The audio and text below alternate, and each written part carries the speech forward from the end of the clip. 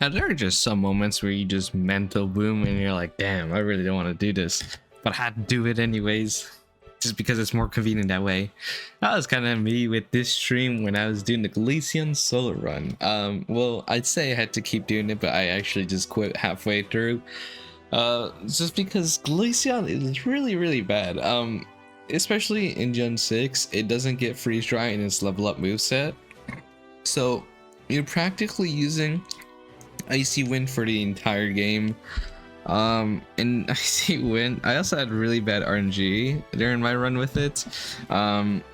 Icy Wind is a 95% accurate move, and the amount of times I got that 5% miss, it was just unholy. And I got stuck in the corners Lucario fight, and I was just like, alright, I'm done with this. I'm just gonna cherry pick a Pokemon that hasn't been solo run before and just do that instead. So here we are. Hey guys, welcome to the Virizion solo run. This is actually the only sword that hasn't been done other than Keldeo, but I did do a Keldeo solo run. It's just unrecorded.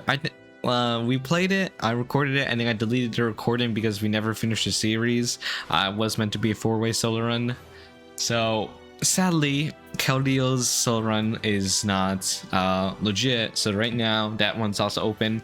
However, Cobalion and Terrakion has been done. However, if there's one justice that I haven't seen been done for some reason, it's Virizion. Now, Virizion has the most, I guess, wild stats to say the least.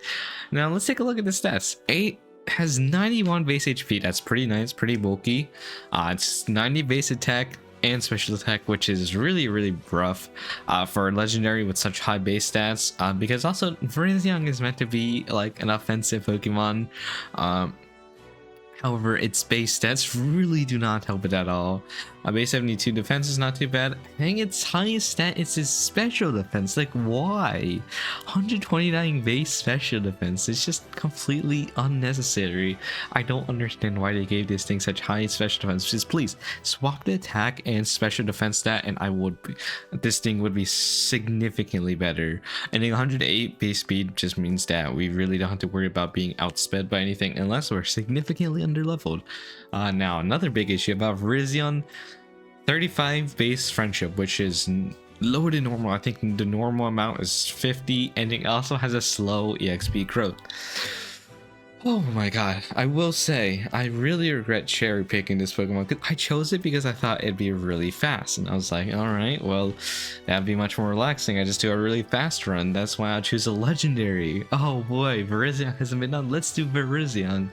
And oh my god, I suffered a lot for it, and like, holy crap, it did not go as I thought it would. So anyways, let's get started with the Virizion solo run. So right off the beginning, our moveset is really bad. We only have quick attack as a damaging move. We do have work up and setup, but the only move that can do damage is quick attack. Now at level 7 we do get double kick, which is stab, which is kind of nice. Still, we had to carry this stab for a long time until I think level 45 when we get Sacred Sword or Leaf Blade. I don't remember what it was, so it was not very fun. We do get Magical Leaf at some point, but obviously since that is not a physical move, it doesn't get boosted by Sword Stance. But since we are kind of equivalent attacking stats, it really didn't matter. But yeah, Virizion, just, it did not go well. Yeah, I guess when I got to, I think, the gym leader, I was only like level 9 or 10, and I ended up beating it at like exactly 10 minutes. So that was kind of rough.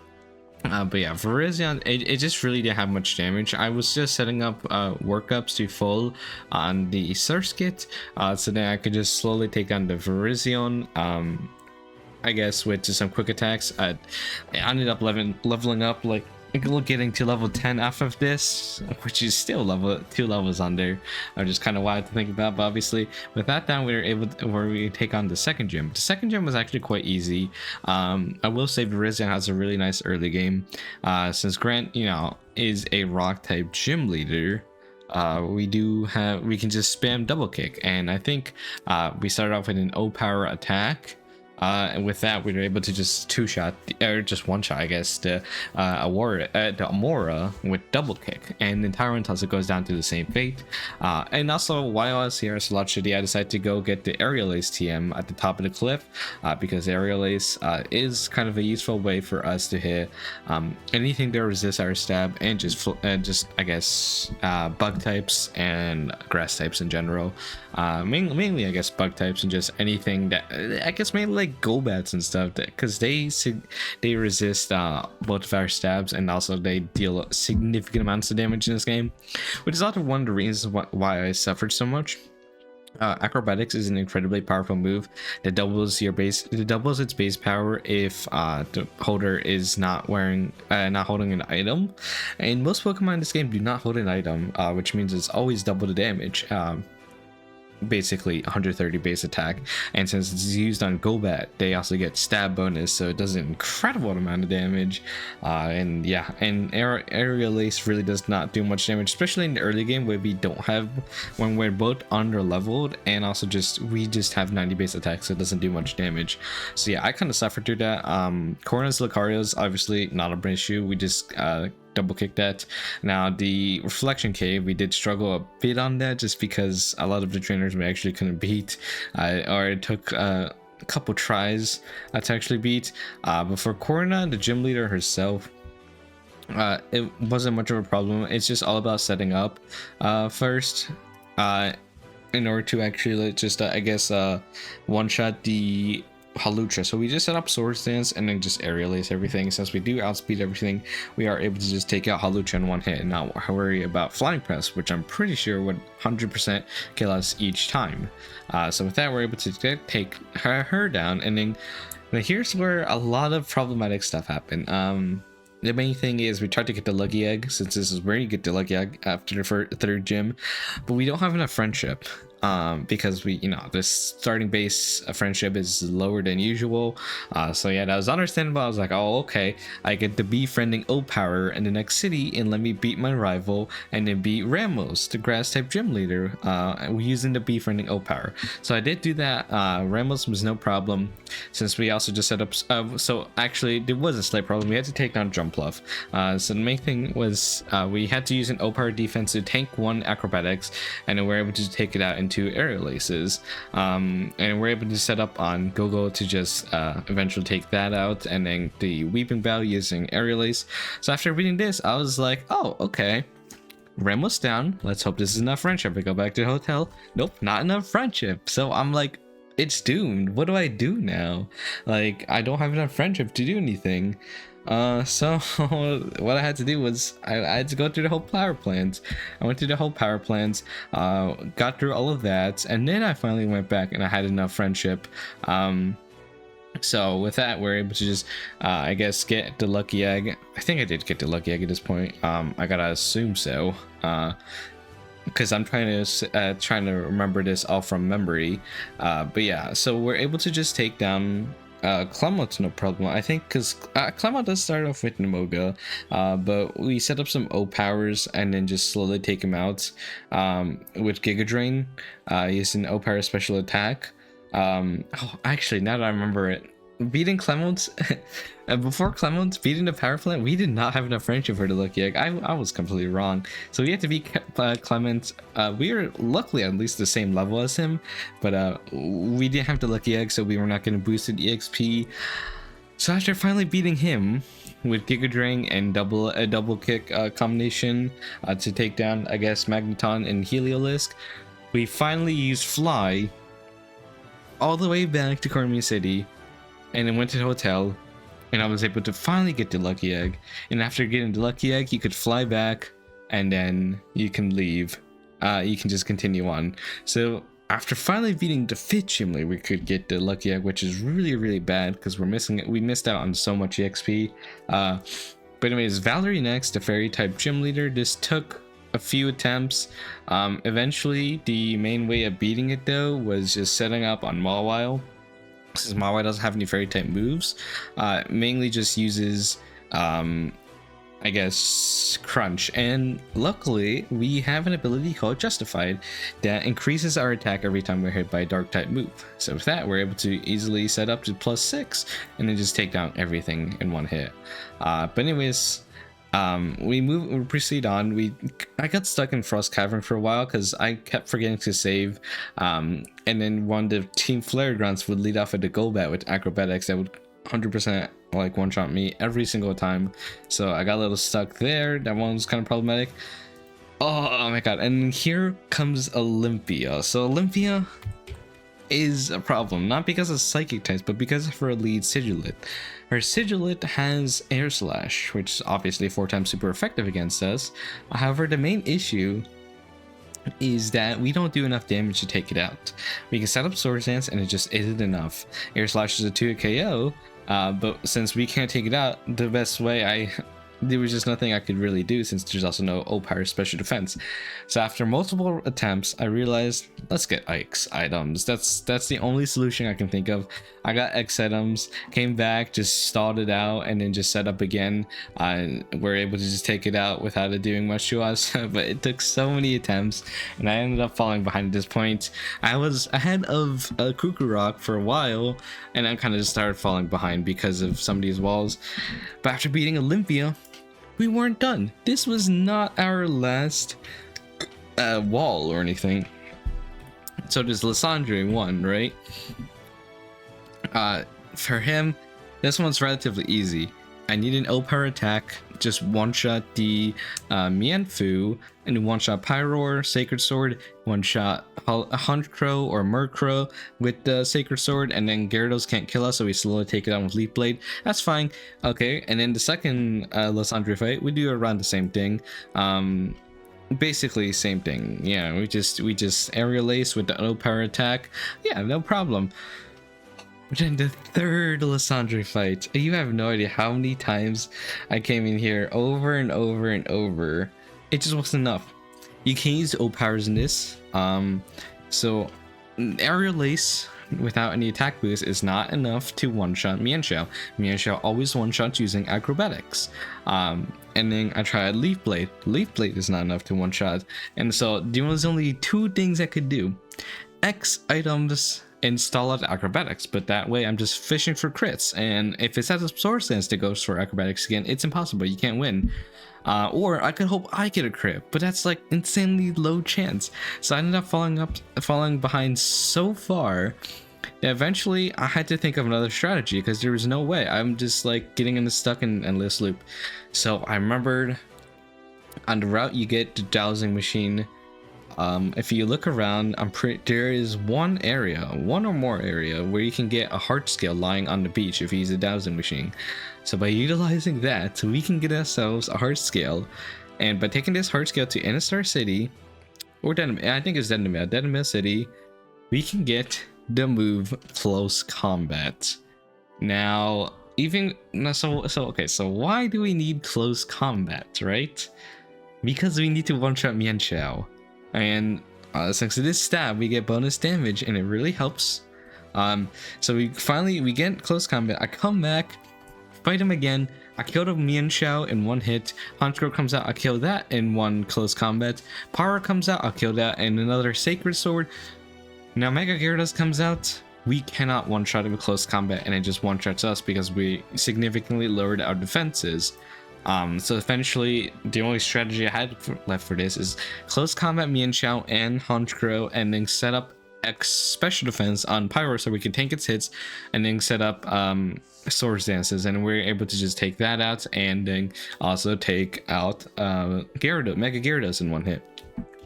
So with that, we finally beat Lysandre at like 17 minutes behind now, which is insanely bad and horrible, and it's just I was just dreading this experience. But this is not where it ends. The pain does not end here, guys.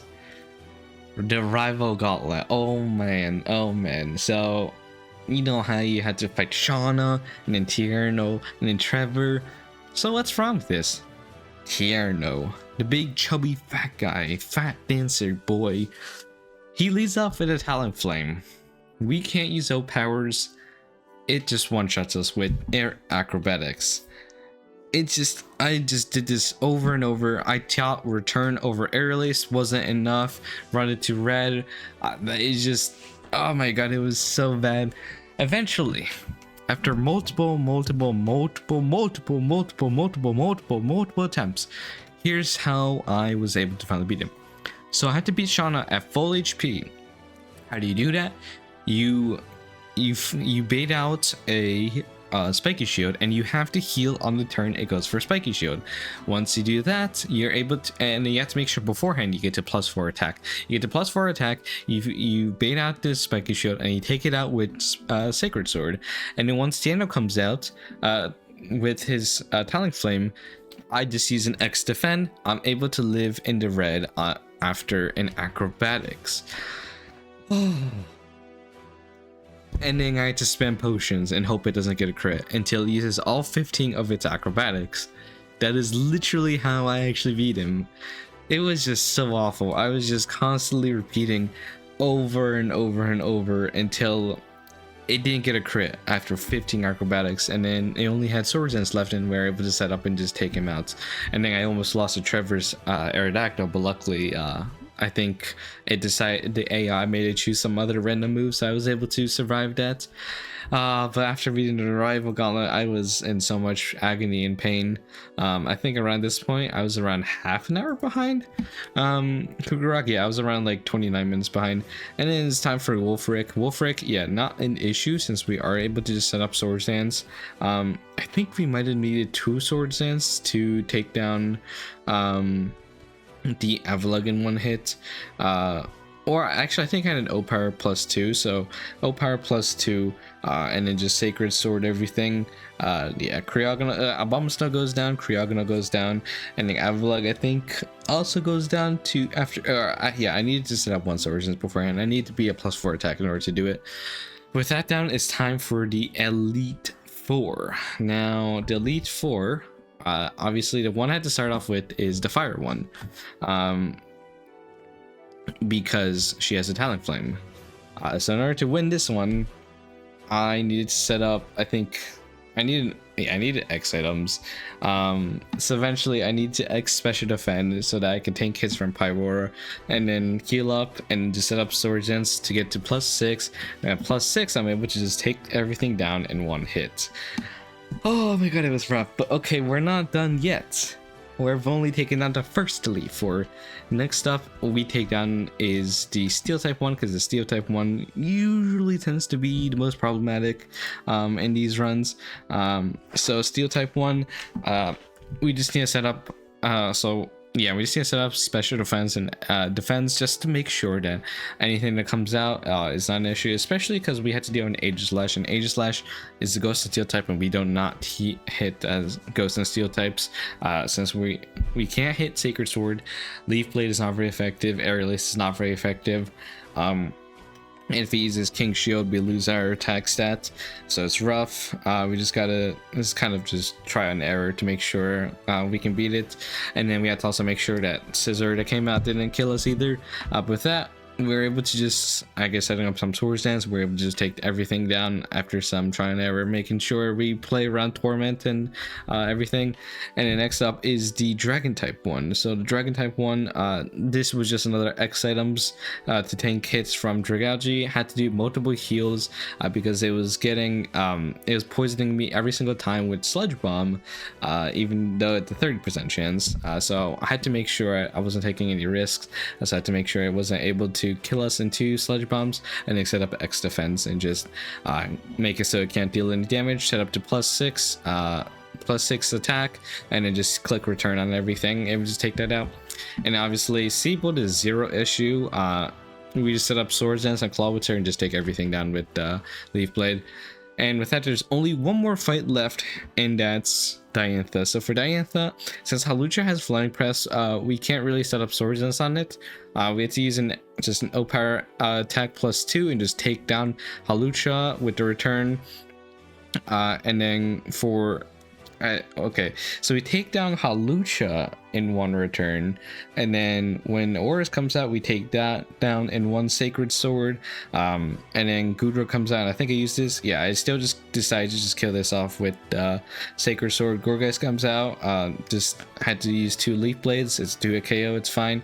Tyrantrum comes out. Just kill that with the sacred sword, and then finally Mega Gardevoir comes out. We can one shot that with leaf blade, and with that we were finally done with this dreadful experience at 3 hours 12 minutes and 10 seconds. Putting this slower than a Warris. I will say this was kind of an embarrassing run. I was insanely tired, mental booming the entire time. I wasn't in the right mindset for this, and I just kept making a bunch of mistakes and just playing really poorly, and also bad RNG in general. So with that, we are able to finally beat the game at a really slow pace. I think this is 6 out of 10. Out of all, I guess 6 out of 9 Pokemon. No, fifth out of 9 Pokemon. But once we get the last Pokemon in, this will most likely be 6 out of 10. So it's kind of rough. Definitely should have been better, but yeah, it is what it is. Thank you for watching. See you next time where we do a versus against Speedrunner using Hoopa Bound. So look forward to that solo run speedrun. See you next time. Bye bye.